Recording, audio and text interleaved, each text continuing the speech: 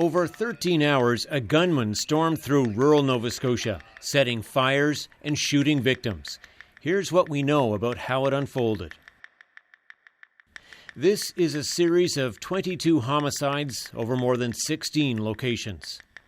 On Saturday, April 18th, Clinton Ellison says he and his brother Corey were visiting their father in the Portapique area. He says around 10 p.m. they heard a gunshot and saw a fire. Corey went to check it out, but never came back.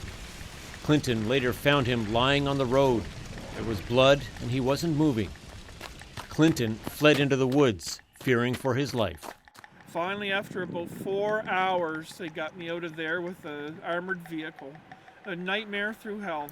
The first 911 call is received. Police say the gunman's longtime girlfriend is assaulted. She manages to escape into the woods where she hides overnight. Officers arrived in the Portapique area. They encounter a man who says he was shot at by someone driving what looks like a police vehicle. According to fire and ambulance radio chatter, they find the first victim within 5 minutes. Police say there are 7 locations in a 5-square-kilometer area where 13 people were found dead. They are Emily Tuck, Aaron Tuck, Jolene Oliver, Jamie and Greg Blair, Peter and Joy Bond, John Joseph Zoll and Elizabeth Joanne Thomas, Lisa McCulley, Don Madsen, Frank Galenchin, and Corey Ellison.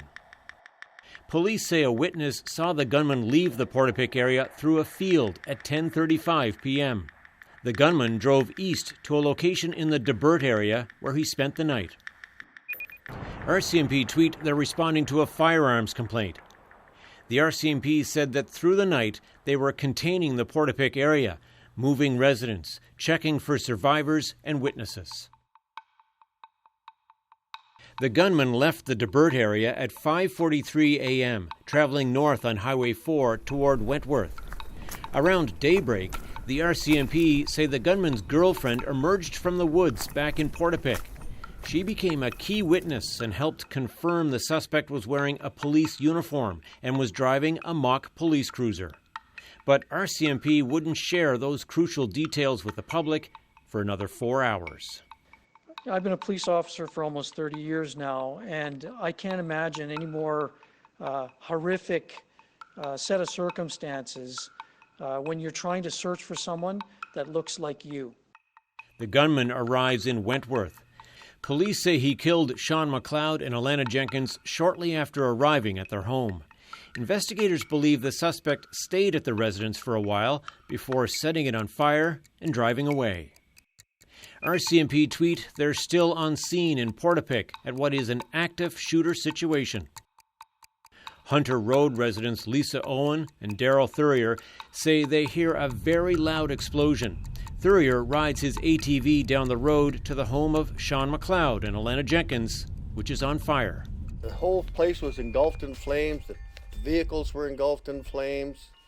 They called 911, but they said that the fire department had stood down because there was an active shooter. So basically their hands were tied. About 30 minutes later, Owen and Thurier's son tell them he saw their neighbor, Tom Bagley, lying dead near the house fire. Around 9 in the morning, RCMP tweet Gabriel Wortman is their suspect and that he's armed and dangerous. The shooter left the Hunter Road area at 9:23 a.m. He traveled on Highway 4 when he encountered a woman, Lillian Hislop. She was walking on the roadside when he shot and killed her. Police say the gunman then continued to a home in Glenholme, about 25 minutes south of Wentworth.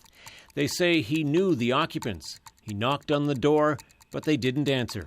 They called 911 at 9:48 a.m. and he leaves. The shooter continues driving toward Debert.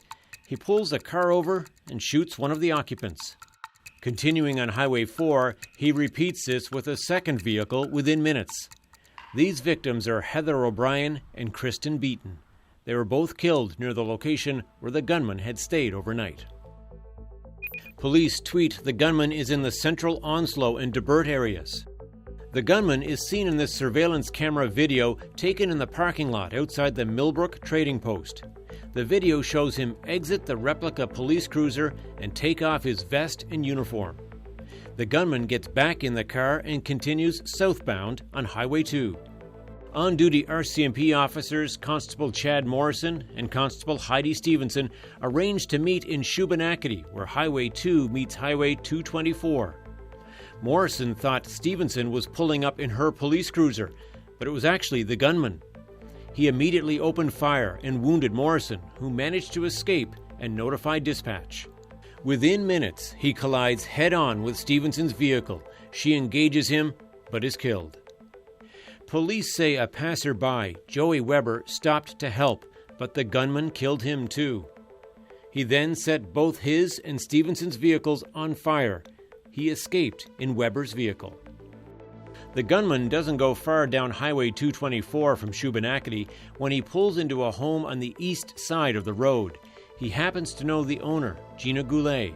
He kills her and leaves driving her Mazda 3. The gunman then removed the police clothing that he was wearing at the time and transferred his weapons to the female victim's vehicle. He drives Goulet's car to Enfield and pulls into the Irving Big Stop on Highway 102 at 11:23 a.m. By chance, tactical officers arrived to refuel right after. When an officer got out of their vehicle, police say there was an encounter. 3 minutes later, at 11:26 a.m., the gunman was shot and killed. This encounter marked the end of the gunman's 13-hour rampage. It spanned a distance of about 155 kilometers from where it all began.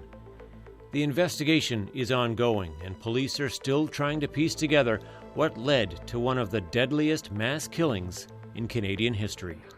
It just appears as if it was completely senseless. Sorry for your loss.